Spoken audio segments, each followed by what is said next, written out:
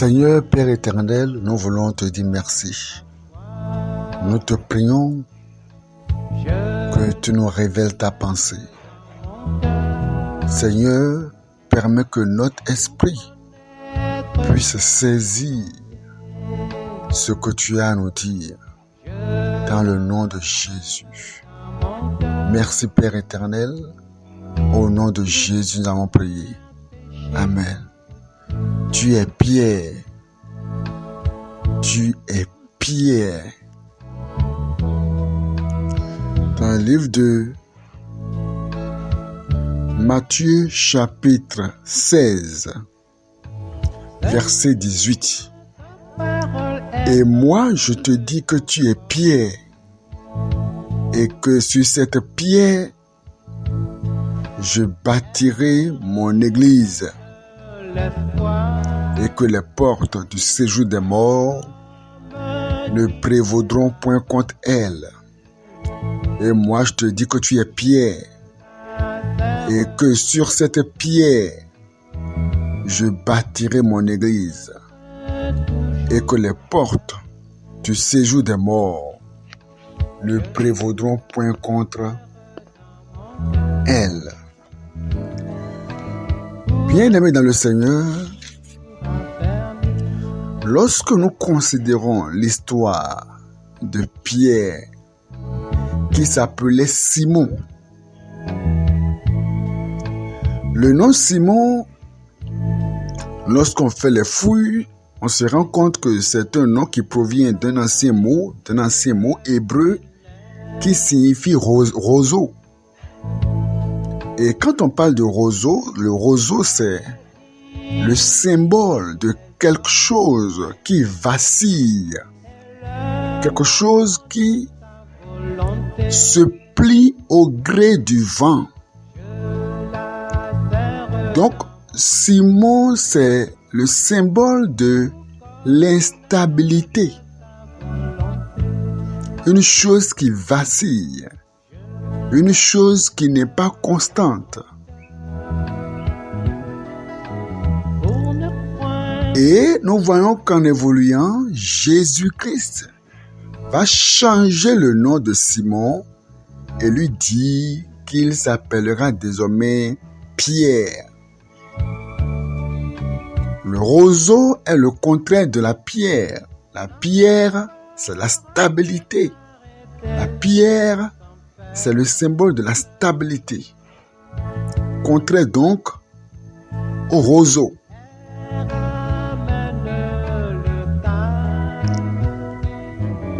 Nous voyons dans la vie de Simon qu'il a eu beaucoup de défaillances dans sa vie.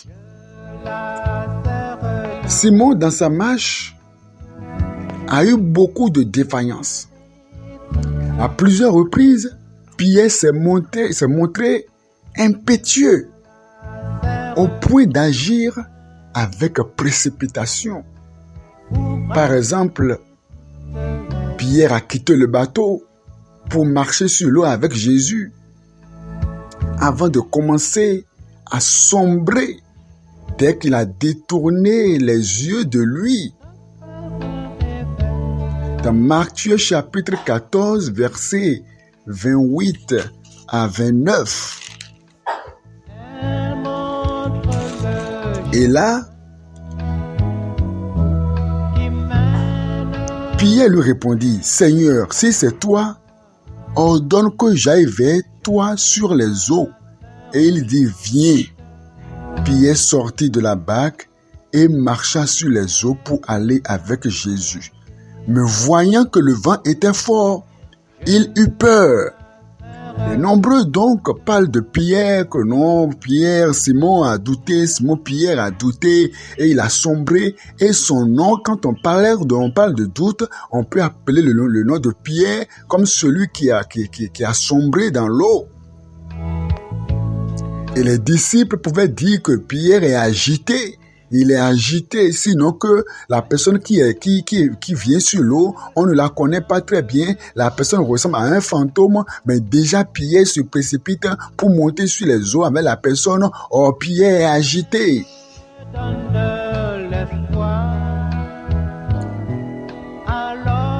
Et non seulement cela, lorsque Jésus-Christ annonça sa mort, Simon Pierre va prendre à part Jésus et lui faire le reproche pour lui dire de ne plus dire qu'il va mourir, puisque tout le monde attendait Jésus le Messie pour la délivrance d'Israël. Et voici que lui vient et maintenant il vient encore déclarer sa mort. Dans Matthieu chapitre 16 au verset, je lis à partir du verset 21. Dès lors, Jésus commença à faire connaître à ses disciples qu'il fallait qu'il allât à Jérusalem, qu'il souffrit beaucoup de la part des anciens des principaux sacrificateurs et des scribes, qu'il fut mis à mort et qu'il ressuscita le troisième jour. Mais verset 22. Pierre, l'ayant pris à part, voyez, Pierre ne badinait pas. Pierre ne badinait pas. On dit Pierre, l'ayant pris à part, se mit à le reprendre et dit, à Dieu ne plaise Seigneur, cela n'arrivera pas. À le dire autrement, tu ne mourras pas, tu n'iras pas à la croix, tu ne seras pas crucifié. Pierre exprimait ouvertement ce qu'il pensait. Pierre disait clairement ce qu'il pensait. Non, tu n'iras pas à la croix. Mais Jésus, se retournant, dit à Pierre, arrière de moi, Satan, tu mets en scandale, car tes pensées ne sont pas les pensées de Dieu, mais celles des hommes. Voyez ça? Pierre, dans sa vie, a eu des défaillances. Pierre, dans sa vie, a vécu l'instabilité, des défaillances. Il a repris Jésus. Donc, on ne dit plus ça. Nous espérons en toi depuis que tu vas venir pour nous sauver. Donc, ne dis plus que tu iras à la croix, tu vas mourir. Non, je ne veux plus entendre ça. Pierre. Rappelez-vous aussi que c'est Pierre qui a proposé de construire des tentes en l'honneur de Moïse, d'Élie et de Jésus.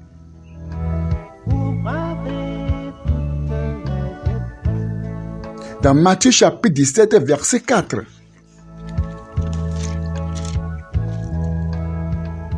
Pierre, prenant la parole, dit à Jésus, « Seigneur, il est bon que nous soyons ici. Si tu le veux, je dresserai ici 3 tentes, une pour toi, une pour Moïse et une pour Élie. » Comme il parlait encore, une nuée lumineuse les couvrit. Et voici une voix fit entendre de la nuée de ces paroles. « Celui-ci est mon fils bien-aimé en qui j'ai mis toute mon affection. Écoutez-le. » Lorsqu'ils entendirent cette voix, les disciples tombèrent sur les faces et furent saisis d'une grande frayeur. Vous voyez ça? Lorsque Pierre a vu la transfiguration de Jésus, eh bien, il a parlé, il n'a pas hésité à parler, il a parlé, il a dit, oh, on ne peut plus quitter ici, on va rester ici. On va faire des tentes et on va rester ici. On va construire des tentes, une pour toi, une pour Moïse, une pour Élie. On ne veut plus descendre, on ne va plus descendre. À le dire autrement, tu n'iras plus encore à la croix, on va rester ici. On va laisser les pécheurs, ils vont mourir là-bas, mais nous restons ici. Nous faisons notre vie ici, restons ici, en haut ici. Pierre ne badinait pas dans ce qu'il disait. Pierre était sérieux. Pierre disait ce qu'il pensait. Pierre disait son cœur. Restons ici, ne descendons plus. Laisse les pécheurs mourir là-bas. C'est ce que ça sous-entend. Laisse les pécheurs mourir en bas là-bas. Mais nous restons ici. Je vais te faire une tente. Une pour toi, une pour Moïse, une pour Élie. Restons ici.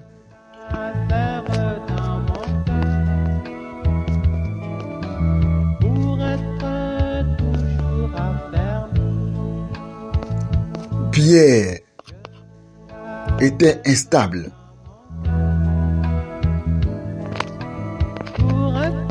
Nous voyons aussi que lorsque Jésus a dit « Je serai pour vous en scandale cette nuit », frappez le berger et les brebis se disperseront. Pierre va ouvrir la bouche encore pour défier Jésus et dire, même si tous te reniaient, je ne te renierai pas. Regardez comment Pierre vivait des défaillances. Il dit, même si tous t'abandonnaient, je ne t'abandonnerai pas. Dans Matthieu 26, verset 33, il n'a pas hésité encore à dire ce qu'il pensait encore à Jésus.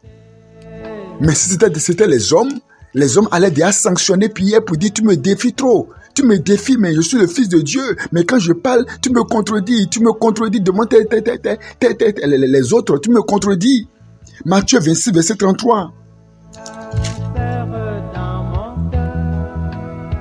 Pierre prenant la parole lui dit, quand tu serais pour tous une occasion de chute, tu ne le seras jamais pour moi. Jésus lui dit, je te le dis en vérité, cette nuit même, avant que le coq ne chante, tu me renieras 3 fois. Pierre lui répondit, quand il me faudrait mourir avec toi, je ne te renierai pas. Et tous les disciples dirent de même. Tu vois, il défie Jésus. Jésus lui dit, je te le dis en vérité, cette nuit même, avant que le coq chante, tu me renieras 3 fois. Mais Jésus va défier Jésus. Et Pierre va défier Jésus. Il dit, quand il me faudrait mourir avec toi, je ne te renierai pas. Regardez toutes les défaillances de Pierre.